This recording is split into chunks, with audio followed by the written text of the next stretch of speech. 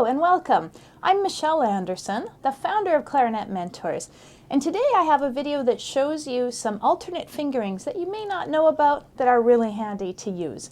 There's a worksheet that will help you out that goes along with today's video, and if you read the description underneath this YouTube video, you'll find a link where you can download it and either print it out or just simply follow along on your own electronic device. You might have to click the Read More button to expand that description to find it, but I welcome you to use that as we go. So if you're a more experienced player, odds are you may be familiar with these fingerings, but give them a glance because if you're not familiar with them, they're really handy to know. The first one on the sheet is an alternate fingering for your high B flat, the one that sits right above the staff. And this fingering I don't use very often, but when I do use it, I really like it.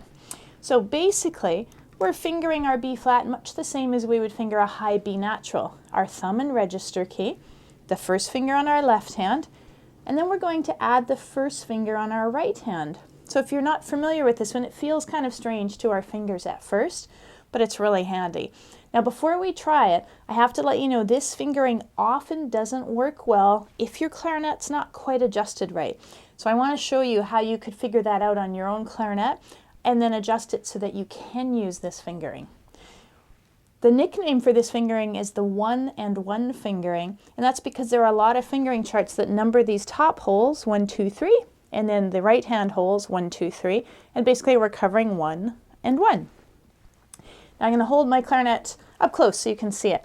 When I press down the right hand key here, it also moves this ring on the left hand, and it is our bridge key. The bridge key is what we call this metal piece here, tucks under our side keys that joins the top joint to the bottom joint.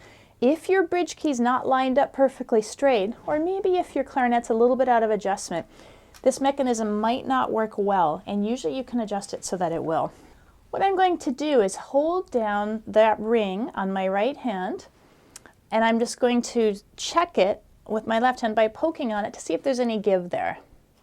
Yeah, right now there is. And if I look, in fact, my bridge key is not lined up in a straight line. It's a little bit crooked. If I were to try and play my 1 and 1 like this pad wouldn't completely close and it wouldn't work very well. That's why the very first exercise I have for you on the sheet is to slur from B natural to B flat as a way to test that. So if I were to try it right now, I would find that note being really resistant and maybe not speaking at all. So it's not quite working. So the first thing I would try is taking a look at my 2 bridge key pieces here and just getting them in straight alignment. And if my clarinet is well aligned, that should line up just right. Now sometimes it might be your cork's compressed or the little padding under your bridge key isn't quite set properly anymore. Sometimes when you do that, you'll still find a bit of give. And then your solution is just to turn it a little bit one way or another. So sometimes your bridge key actually has to be just a tiny bit misaligned in order for that key to close. But you can test it by just poking on it. Now if we go too far in that direction, we might interfere with this key closing. So it's really important that both this covered pad and this covered pad close securely. When I have it aligned properly, and I play a high B natural and add that first finger, that B flat will come out very easily.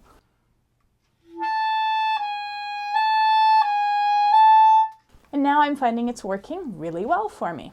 So if you take a look at the worksheet, that's the first pattern, B natural to B flat. And that's just to get your hands used to this new fingering.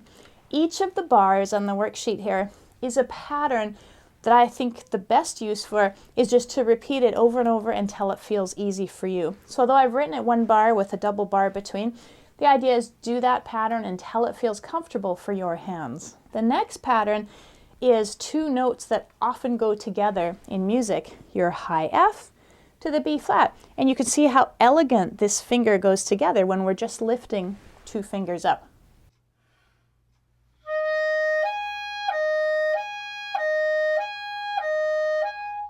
So that's a really nice way to use the 1 and 1 B flat fingering. And in fact, a very common arpeggio, a B flat major arpeggio, uses B flat to D to F to B flat to D. Now I haven't written out the whole arpeggio, but I have written the F, B flat, high D, B flat, F. And that's a classic time to use this pattern. So the third pattern on the sheet, also a good one to practice.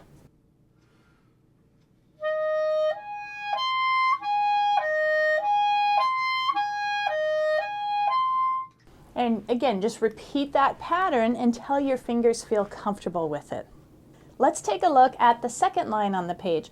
This has two other fingerings for high B flat, and my guess is one of those is your usual fingering. It's great to be fluent in both of those fingerings. So very simply, both of them have thumb register key, your first two holes covered.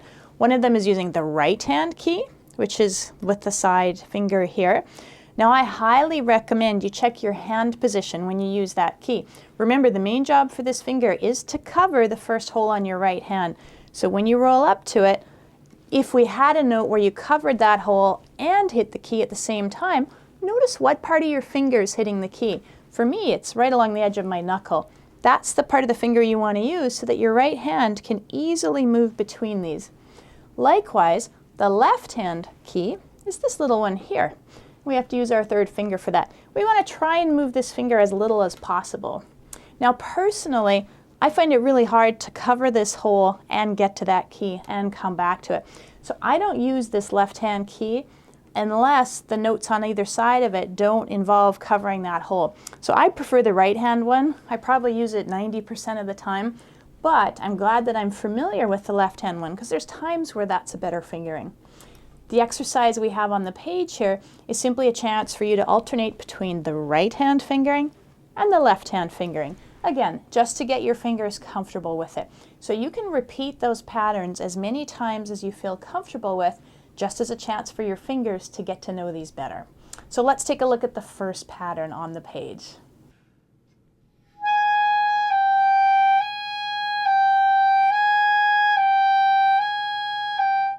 Pretty straightforward. I'm just going back and forth.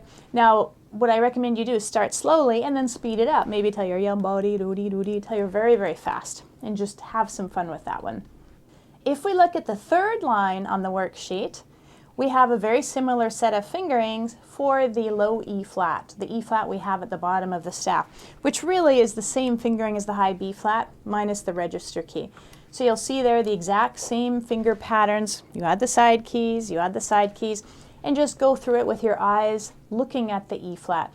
That gives you a chance to get used to these patterns and get comfortable with these notes.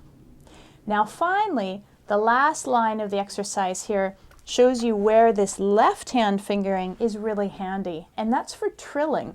If we were in the high register and you had a high B flat trill, which would normally go to the high C, it's pretty awkward to use one of our regular fingerings to that thumb and register key. You can do it, but I find it tricky. So here's the trill fingering. We do our high B flat with the left finger, and now using our right hand, we're going to add the two side keys. Now again, I'm going to try and keep my right index finger from getting too far out of position, so I'll probably end up hitting it near the knuckle of my finger. It's a really nice way to do the trill. I start with the left hand fingering, add these two.